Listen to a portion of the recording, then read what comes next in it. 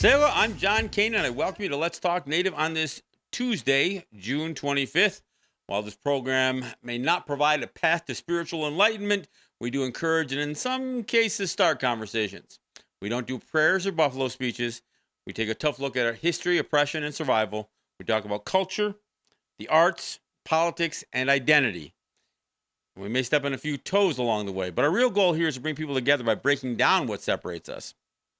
We'll take on the false narratives and provide critical thinking to all that is heaped upon us. And we do it all right here from the Cattaraugus territory of the Seneca Nation. So let's talk Native. But before I do, let me remind people that you can catch our show streaming audio on our website, which is www.letstalknative.com.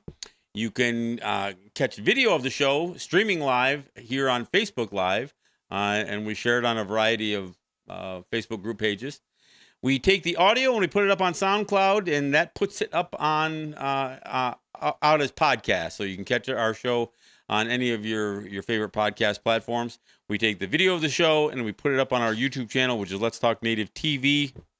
And there you can find not only videos of this show, but my show in New York City, as well as some of our short form videos that we do. And many of the short form videos in particular are on some very specific subjects, and they try to consolidate the information so you can really get a hold of what we're talking about and maybe take pieces of it with you. So when you do find yourself in the conversation, you will be more equipped based on some of the data. And of course, as always, I tell people, check out what we're talking about here. Verify what, the things that we mentioned. The things that I put out there as facts, you make sure they're facts. I mean, don't take my word for it. I hope that people do their own. I hope people do some of their own research and verify the things that we're talking about. And today we're going to talk about something interesting. But let me again, I'm John Kane. I am the host of Let's Talk Native. I'm assisted in studio by Jake Proud, who is managing our video and our sound. Yes, he is.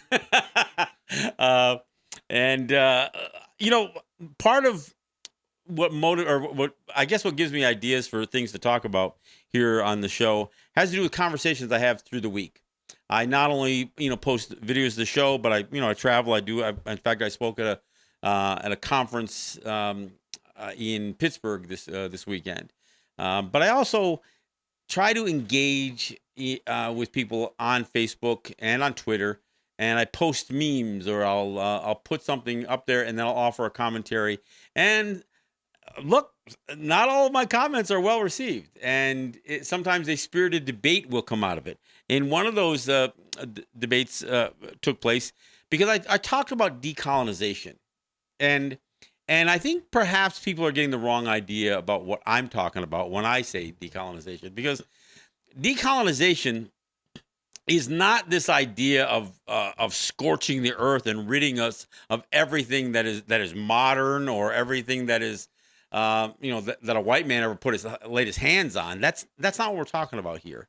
We aren't talking about laying waste to 500 years of colonization. We're talking about untangling ourselves piece by piece, dismantling the systems of oppression that affect us. We aren't talking about global domination. We aren't talking about, trying to build a wall or isolating ourselves from anybody. But in those instances where we can find an opportunity to remove some of the barriers that stop us from developing economically, for instance, or from protecting our women or our children, we need to do some of those things ourselves and not use the systems around us. We can't use the tools of the oppressor to break the bonds of oppression. I mean, it just doesn't work that way. So even as people try to do good work and they look for the next federal program that's gonna help us develop economically, or it's going to help us with better health care, or cheaper medicines, or whatever the case may be, or it's gonna help us with the drug problem by getting more police in the area. Those systems don't work for them, and they sure as hell are going to work for us. So when I talk about decolonization, it's a process. It isn't an all or nothing proposition. It's about taking the pieces that the low hanging fruit first. I mean, there's clearly some things that in each one of our communities that we can do that makes the outside system either irrelevant or certainly not necessary to us. I know one of the first things that people say, well, our people aren't going to be able to give up federal programs. They depend on them. Well, if you want to understand how we end up in the situation of poverty, those programs are designed to perpetuate poverty. Now, it may sound like free money. It may sound like free lunch. But then you realize what that lunch is. And the lunch is causing diabetes. See, this is what I'm talking about. We need to begin the process where it's appropriate. And like I said, it's not an all or nothing proposition. We don't all have to suddenly, get rid of our Wrangler jeans and our, Tommy Hilfiger shirts. I mean, we don't. That's not what we're talking about here. We're talking about systems of oppression. When we look at, I'll give you an example. We come out of the residential school era, which overlaps with this, on the Canadian side, they call it the 60s scoop, but it overlaps with very oppressive foster care and adoption systems that strip children away from our families, not just for residential schools, but stripped them away and placed them in the families of white people, more affluent people. So a big effort takes place to put some federal law in place, Indian Child Welfare Act, and that's supposed to protect our children from having our children taken away from our culture. Well, it turns out that's not working out so well. We've seen baby Jessica, we've seen these case after case after case, and we also found how crafty people can be when they look to grab children out of on the Canadian side for adoption here, or white folks in Canada look for Native kids on the American side for adoption there to bypass the laws. And now we've got a court in Texas that's where the whole Indian Child Welfare Act is being challenged because it's being they're calling it racist. See, we need to do some of these things ourselves. We need to find out what systems work for us. And I don't mean mirror what they've got there. I'm not saying let's create an agency that looks just like the federal government or the state government. Let's not create our own CPS system that operates under the same guidelines. Let's come up with something that's uniquely us, that's uniquely Seneca or uniquely Ungwe. Let's come up with solutions that are culturally appropriate. It doesn't make it just more culturally appropriate because we take their system and put a native logo on the front of it. See, this is where we've got it. This is what I'm talking about when I talk about decolonization. Decolonization starts here in the mind. That's where it begins. First, we have to realize that we have the right and the obligation to, again, it sounds all flowery when we talk about, 7 generations. But what does it mean? What does it mean to say that? It means that we have an obligation to those children that we will never see in our lifetimes. Clearly we have an obligation to our own children, and we can find some short-term fixes for the problems that our kids encounter. But those short-term fixes oftentimes have long-term consequences. When somebody decided that it made more sense for the white man to educate our kids, maybe in many ways that seemed like a reasonable proposition. Well, they know a lot more about education, or do they? So now we've got our kids indoctrinated, learning to pledge to the flag at 5 years old and sing the Star Spangled Banner the first thing they do when they go to school, learning a history that's false, and learning about their government and nothing about ours. Learning a language that frankly has no correlation to ours. So we have to rethink what we're doing here. We have to think about the systems that we're employing and deploying on our own people. So again, when I'm talking about decolonization, look, there was a whole era when the United Nations first got its feet under themselves coming out of World War II. They began to look at this notion of undoing some of that colonial era where you had all of these countries that became the colonies of these European nations or American nations or or whatever else. They started looking at, well, how does India become an independent state again? How do countries in Africa? How do countries in South America? But you know what? Nobody touched anything that the United States grabbed a hold of. The United States had gobbled up the Philippines and waged war on them. Well, the Philippines did get their independence. But now after the United States killed 500,000, maybe 1 million of them, and nobody talks about that. They don't talk about how the United States took over Hawaii or took over Puerto Rico. And leaving the people who originally from there, oftentimes living in abject poverty, as the wealthy white people moved to these places and enjoyed the tropical paradises that the United States had just had acquired. But through all of that UN effort for decolonization and independence of these colonial states, we were never even considered. Hawaii was briefly, but then the United States lied to the international community. Said, "Oh no, that's settled law." The Hawaiians all wanted to be. Not only did they accept, being an American colony, but they voted overwhelmingly to become a state of the United States, which was a lie. And the rest of the international community just said, "Okay, we'll leave you alone," as they did everything they could to unravel the British colonies and so many other colonies throughout the world that became subject to this imperialism from Europe and from the United States, but they never touched the United States. But what we're talking about here with decolonization is not an international movement. We aren't asking somebody else to decolonize us or to grant us independence. We're not saying that. We have to have it in our own mind that we have the right to be that first.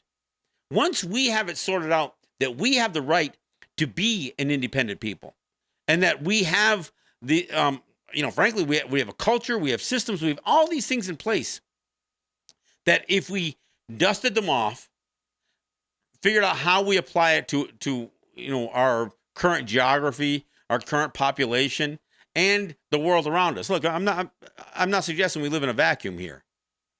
We can't talk about living in harmony with the environment if we're going to pretend that the United States isn't part of the environment around us. White people aren't, immigration and refugees and all of this climate change. We can't ignore all that stuff. We have to plug ourselves into not only a conversation but programs and strategies to deal with these things. So, where do we begin? Well, again, I think we start with the easier things. Well, not just easier things. I think we can't ignore the critical things. Obviously, people think about the opioid problem that exists. And I'm not suggesting we should ignore that stuff because it's hard. But, and I've talked about this on previous shows. There are three issues, associated with that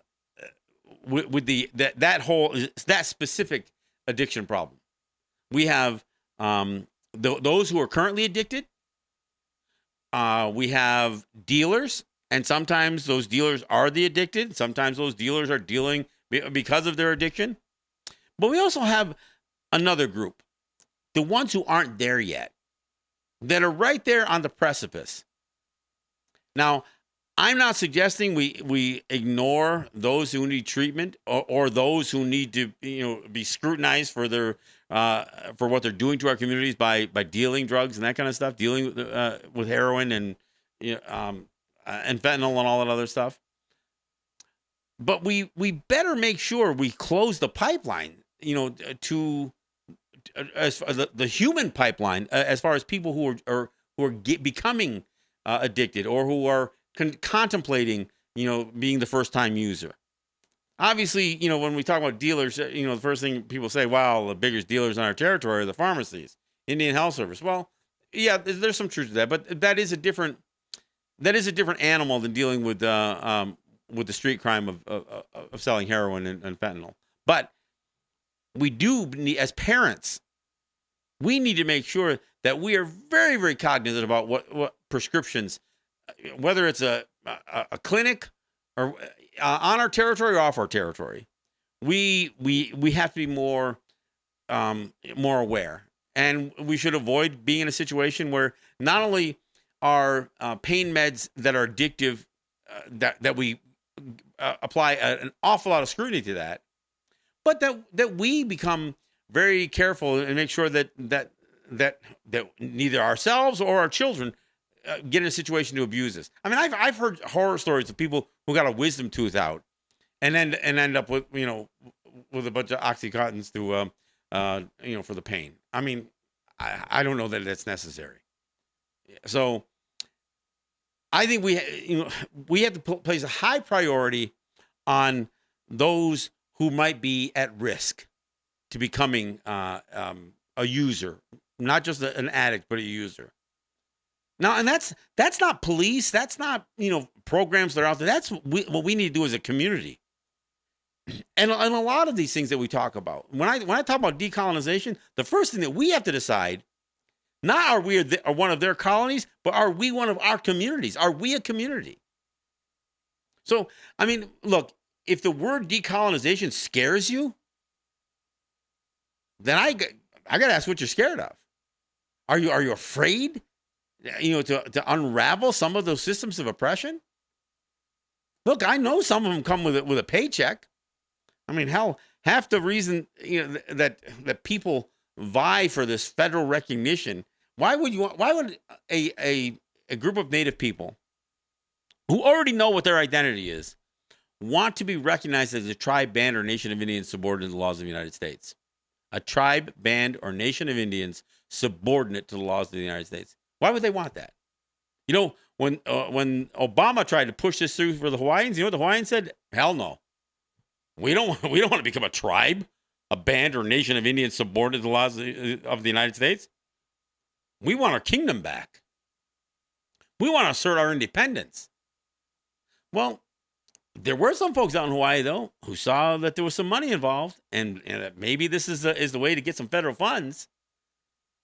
And frankly, that's why many Native peoples who pursue federal recognition, why they do it. They do it for money, and they also do it for the power. This played out with the Cayuga mess. It played out with the Oneida mess. That federal recognition quashes any resistance to quote unquote leadership. The federal government, they give the stamp of approval, and whoever they deem and however they do it is the leader, has both the power of the federal government behind them. Of course, that doesn't mean that they have the same power as the federal government. They just have the support of the federal government. They're going to be as oppressed as anybody. But at the same time, they're going to get paid. They're going to have money thrown their way. They're going to have programs come their way. And with every one of those programs comes another layer of rules, regulation, and control by both the state and the federal government. I'll give you an example. Program the Seneca Nation was trying to do last year for a summer program for the kids.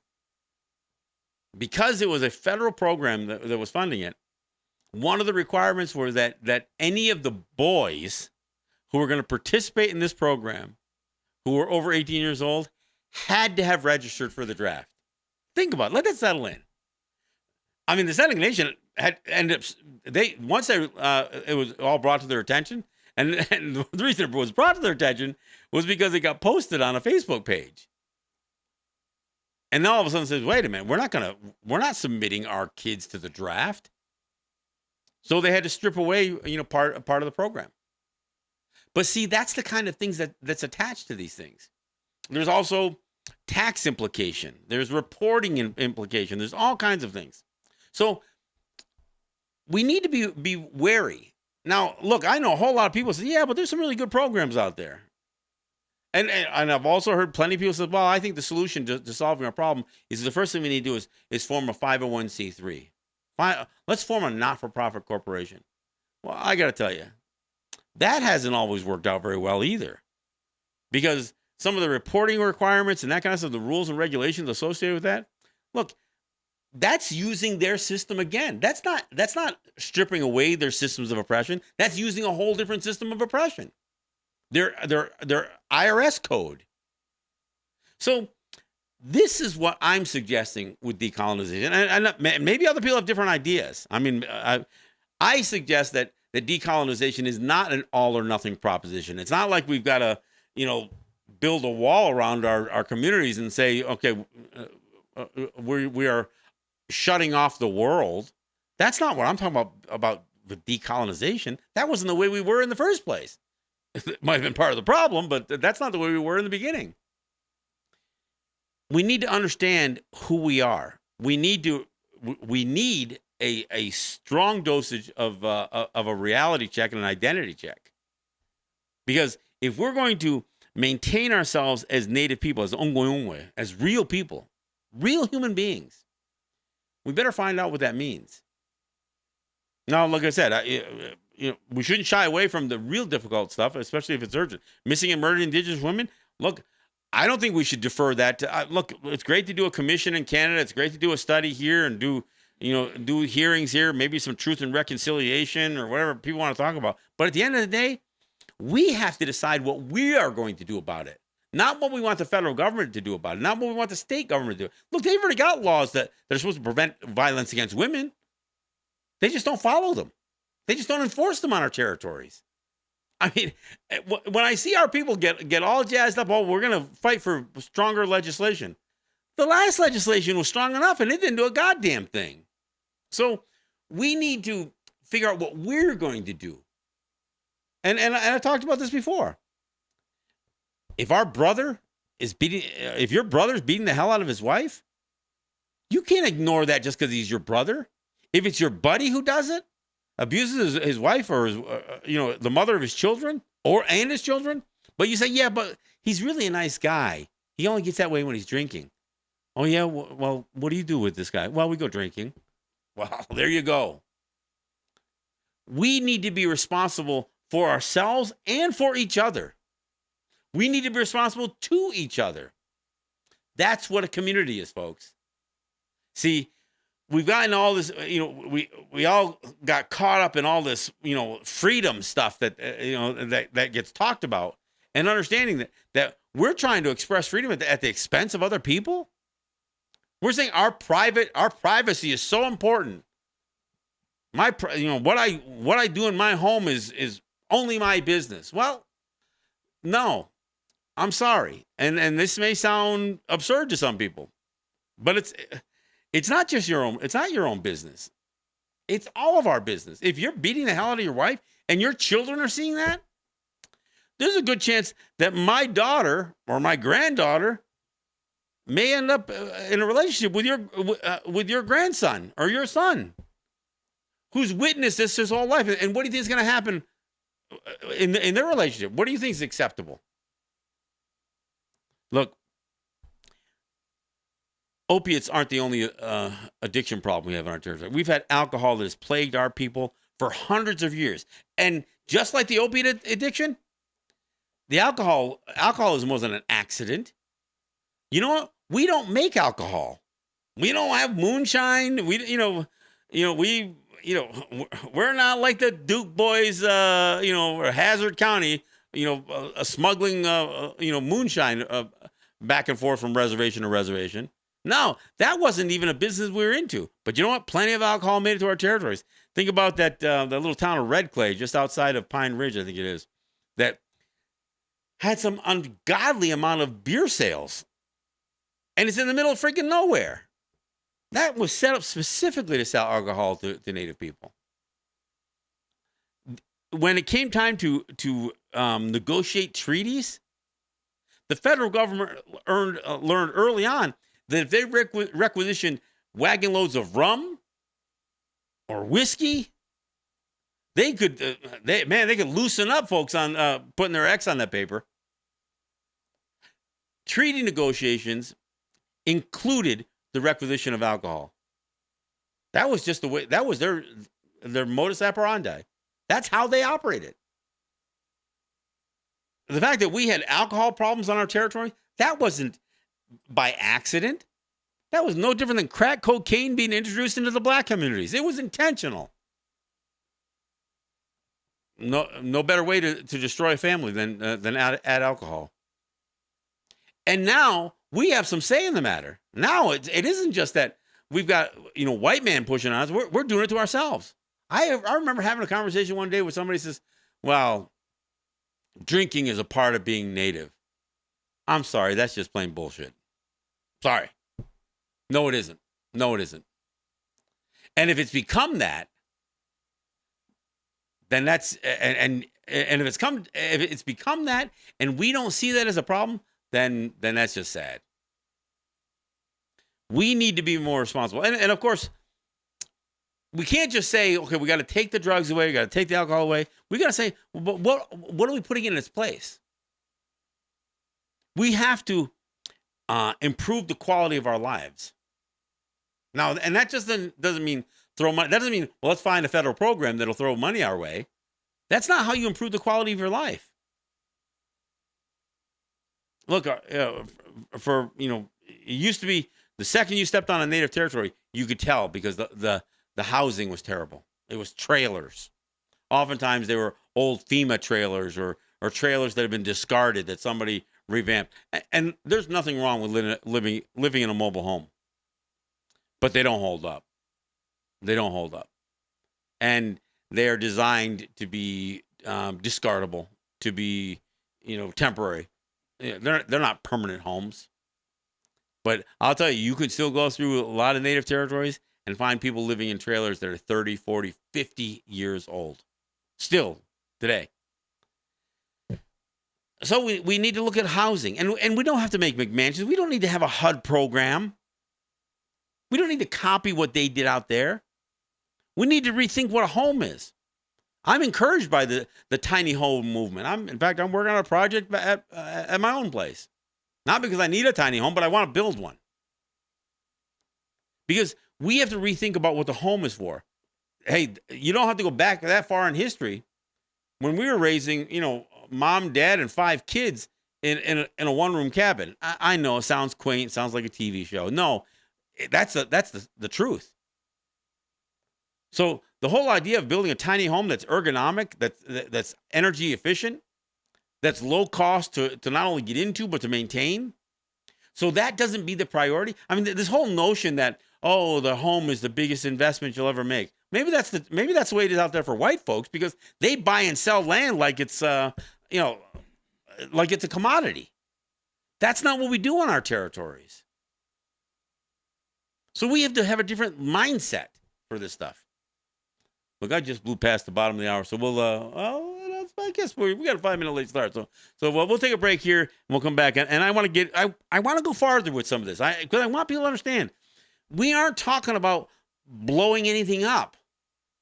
We're talking about untangling, dismantling, lifting those cards off the house of cards, not just blowing it up. All right, this is John Kane. This is Let's Talk Native. We'll be right back.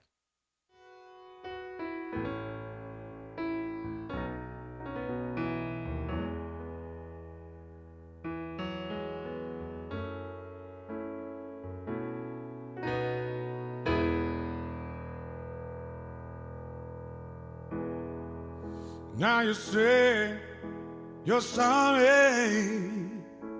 It's not what you say, it's what you do.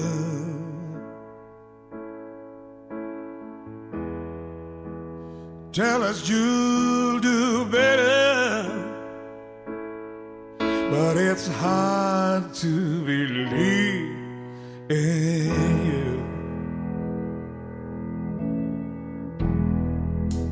The day has finally come, told the world that you were wrong. Far too many have passed on now. When it's sorry,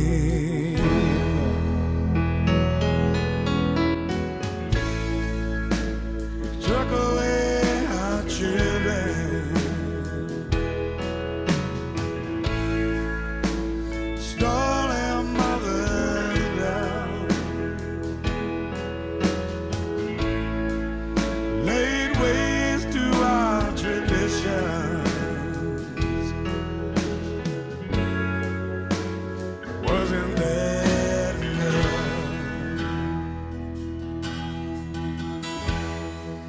separated from my culture. So many years, so alone,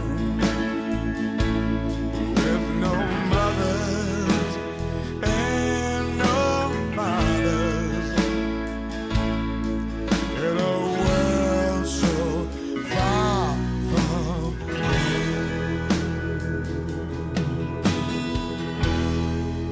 Forced to use another language, punished well.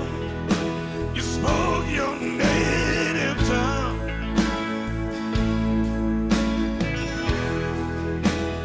Tried to kill our spirit here,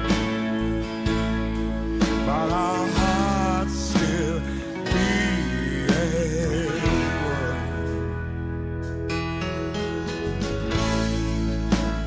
Took away our children,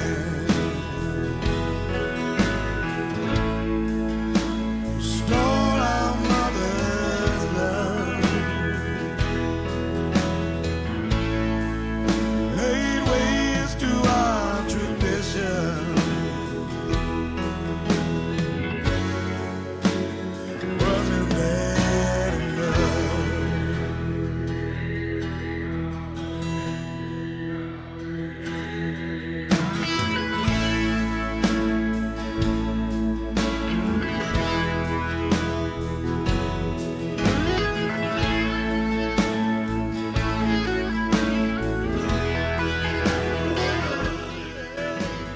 All right, thanks for coming back. I'm John Kane. This is Let's Talk Native.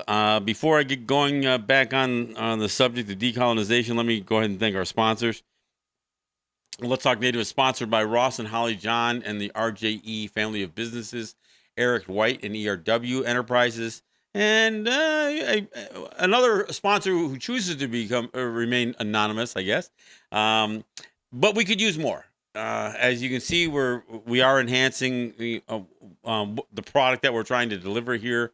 We're trying to do more with our videos. We're trying to do more with what we're doing here in studio. We added our a big flat screen behind us to not only give us better messaging, but also as we bring people on, we can bring people on via video and run a couple of videos during the show and that kind of thing. So we need your help. We need people to make contributions. I am greatly appreciative of those who provide us that consistent week in, week out, monthly kind of support. But you know what? If you're looking, you find yourself with a little extra cash and you want to make a contribution to something meaningful and worthwhile, don't forget Let's Talk Native and the work that we do here. We are entering our 10th year. Next month, I think we will begin our 10th year of Let's Talk Native. That's a long time for doing something like this. And, we've gone from doing a 1-hour show to a 2-hour show, and now we do 2 1-hour shows per week. I do a show in New York. I've been doing that for over 5 years, for 4 years, a show of my own. So 3 shows a week to provide content. And while, look, sometimes we do reiterate some things, repeat some things, but we try to do a unique show every single show. We bring in guests, we bring in, callers, people in studio, and look, sometimes it's a little controversial. But again, this is the work that we do here, and I gotta thank those who do support us, and hope that more will step up. Look, I also want to thank those of you who share the show. My wife in particular, who shares the show on a lot of the Facebook pages. I want to thank those of you who are administrators on those pages to allow us to share this program and some of our, like I said, our short form videos. Again, that's the way we promote a conversation. The things that I'm talking about here today, for instance. Look, had I not had a bit of an exchange with somebody about decolonization, and the assumption was that I'm saying strip away anything that we're receiving from the federal government and do it in one fell swoop. That's not what we're talking about here. Look, there are communities, Gunyanga comes to mind, that receives no federal funding. And you know what they do? They make sure they find a funding source or create a revenue stream before they do something. What a unique idea. We live in a world now where people operate in debt all the time. And when we find out that the only way to get ourselves out of debt is a government handout, then we're putting ourselves in that situation. Now, one thing I got to say, the reason so many native territories are dependent on the federal government is because of what the federal government has done to those people, done to our people, destroyed their economies. I don't mean just destroyed our Buffalo economy. I'm not just talking about that. I'm talking about the economies, every economic opportunity we endeavor to get involved with. The federal government's there to try to stop us. They try to tax us. They try to regulate us. I mean, Native people got involved in gaming. So what's the United States do? They passed the Indian Gaming Regulatory Act. Puts the state in our back, on our backs. And we just let it happen. So when I talk about decolonization, I'm saying let's begin to distance ourselves from the Seneca Nation. Stop paying the state. I know you already did stop paying the state, but don't reconsider another revenue sharing agreement with them. Why would you want to get back in that situation? And in fact, to the extent that the state, through the Indian Gaming Regulatory Act, has some regulatory role on your gaming, minimize it. Strip them away. Have them involved in less and less. And at some point, we get to the place where we don't have them at all. Part of look, and I've talked to people over the years who when we talk about stripping away the systems of oppression, oftentimes those systems of oppression are the tribal governments, the ones that only have their power not from the will of the people, but from the federal government. And we see it. We see it in Cayuga. We see it in Oneida. We've seen it in a lot of places where the federal government grants the power. We're talking about Dick Wilson out in Oglala. Look, there's example after example of this. We don't need to. One of the ways to deal with the abuse of authority is to not give it in the first place, or to take it back. And one of the ways to take it back, again, I'm not talking about a violent overthrow. If you live in a community, and you honestly believe that your governing system is corrupt and is not providing you the services that you need, then band together with enough people and provide the services yourself. Make them irrelevant. I remember having a conversation. Young man a number of years ago said, "Why don't we just take this tribal council out?" I said, "Why don't you make them irrelevant? Before you take them out, you better find out what they do." Yeah, look, you may know what they're not doing, but they may be providing a service. And to my argument this week, some people are dependent on these tribal councils and these government services that they administer. No matter how oppressive it is, people still become dependent on it. So the solution is to peck away, not just to overthrow, but to make them irrelevant. I mean, and there's small examples. I mean, and I've talked about them in the past. I mean, look, if you've got a snowplow in the front of your truck, you can just plow your neighbor's driveway. You don't need to, only plow your driveway and say, well, the nation's going to plow their driveway, because maybe they won't. There are things that we can do with each other, for each other, instead of saying, well, it's not my job. I mean, and look, and that can include everything from teaching the language to maybe throw a couple of extra rows of tomatoes in your garden because your neighbor could use them. Look, there are a lot of things that we can do. I mean, I like the idea of tiny homes because I think we could recreate the sense of community by not creating these little castles that we lodge ourselves into and only come out when we have to. That we look at our home as a comfortable place to seek shelter from the rain and the storm and the winters, but that we live in the community. We enjoy the outdoor space. We interact with each other. I see residential complexes built without a single playground in it. I drove by this one down in Allegheny, and all the houses look somewhat the same, and almost every one of the houses had a swing set in the backyard. Crappy little swing set. Some had nice swing sets, and a bunch of them had a little 4-foot wall above ground pool in the backyard.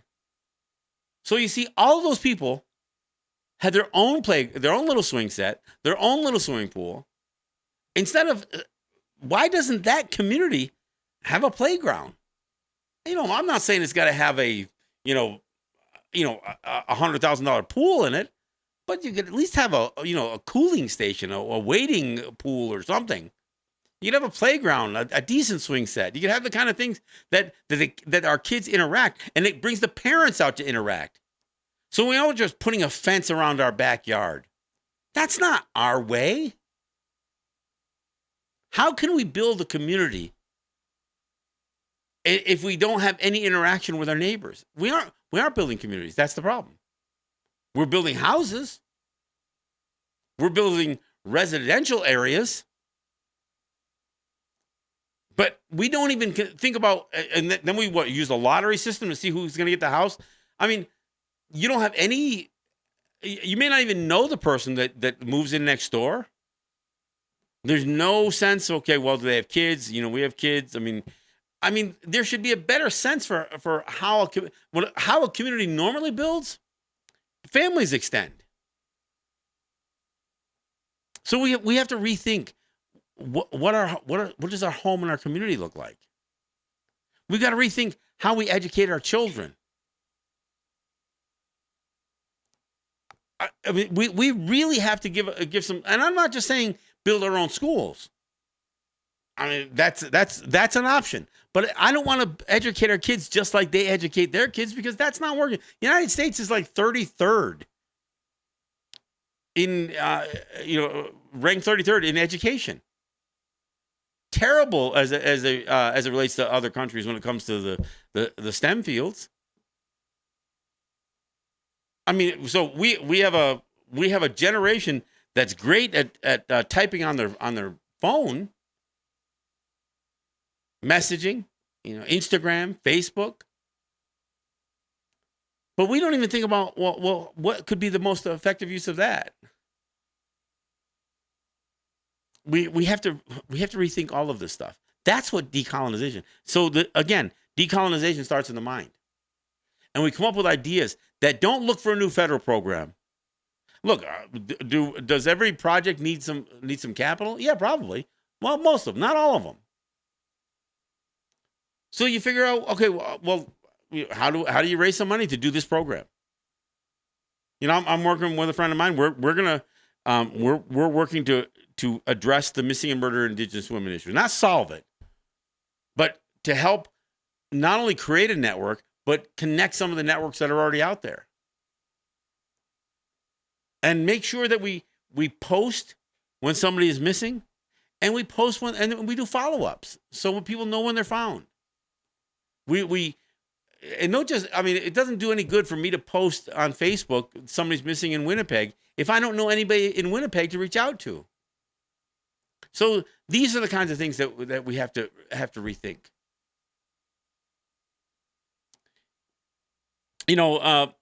We played not only 1492 and Who Found Who, Murray Porter's song, really kind of just asking the question and addressing the absurdity, of being discovered, right? And then that discovery leads to the colonization that we're trying to address with decolonization today. During the break, I played When Is Sorry Enough. That song was written as a direct response to the Canadian government doing a Truth and Reconciliation Commission on the residential schools. And and Canada said they were sorry. And the report came out, and the report had some good information, and there was some truth. And they include the word genocide in describing the residential schools. Unfortunately, They felt like genocide by itself maybe they thought it was too strong a word. So they softened it a little bit. They put cultural in front of it. They said the residential schools represented cultural genocide. I'm sorry. There is no such thing as cultural genocide. Genocide is genocide. If you strip away somebody's culture, that is still genocide. It's not cultural genocide, it's genocide.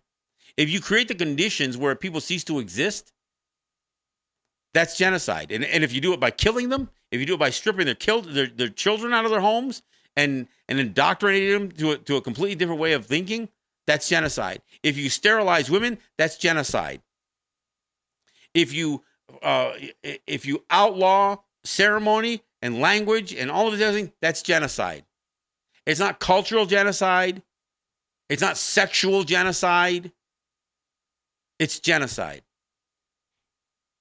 Now, but I will say, at least Canada, although I wasn't happy with the final report, and I'm even less happy with, just throwing some money at the issue. We talked about last show about reparations. Well, I'll tell you what reparations are. Decolonization is reparations. How can we begin to strip away the power and control that Canada and the United States has on our people? That's reparation. That's repairing the damage. So Canada does a commission, and they had a bunch of people addressing missing and murdered Indigenous women. And again, look, there was some good work done. There was a lot of frustration that went into it. I know some people who bailed on it, but I was just listening to an interview that Pam Palmer had with a guest talking about some of the strong language that came out of the report and that kind of stuff. And they invoked the word genocide as well. I don't fully grasp characterizing the missing and murdered Indigenous women issue as genocide. And I know I'm probably pissing people off saying that, but I think committing crimes against women is obviously heinous. It's a heinous act. But genocide is when you create the conditions that people will cease to exist. And so I don't want to mince those words, but the question about the report is what happens now. And of course, you can't ignore that there were residential schools on the U.S. side, and there are missing and murdered Indigenous women on the U.S. side.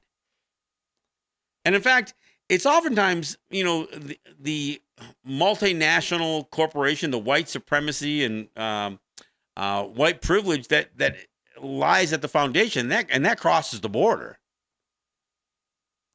That lies at the foundation of these problems. Not only with what took place with residential schools, but what's happening to our women.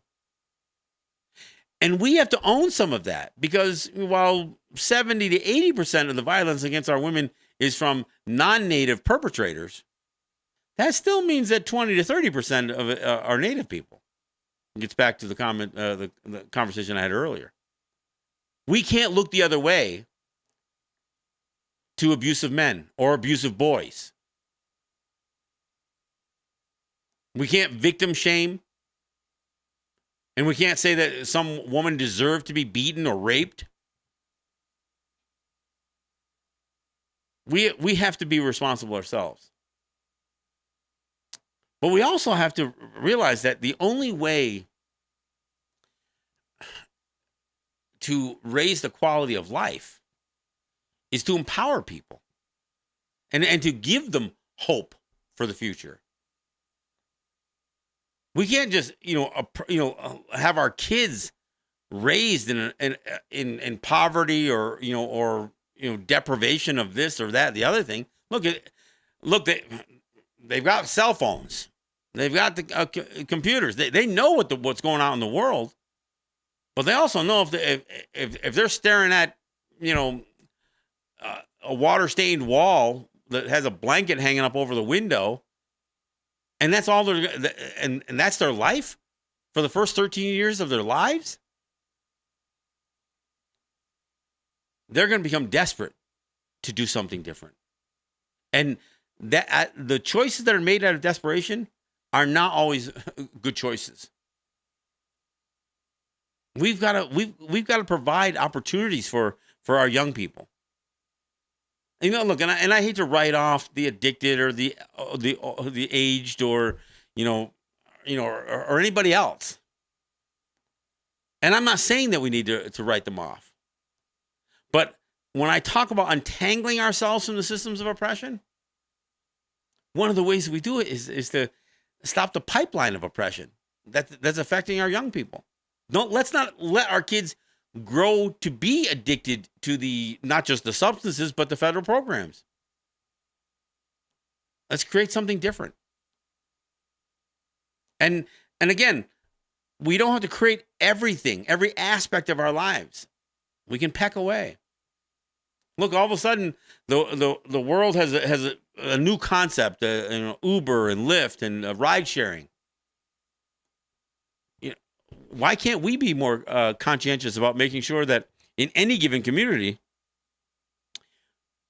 that transportation is not a problem, that somebody is available always, even in a remote area, to give somebody a ride to the doctor, to the dentist, to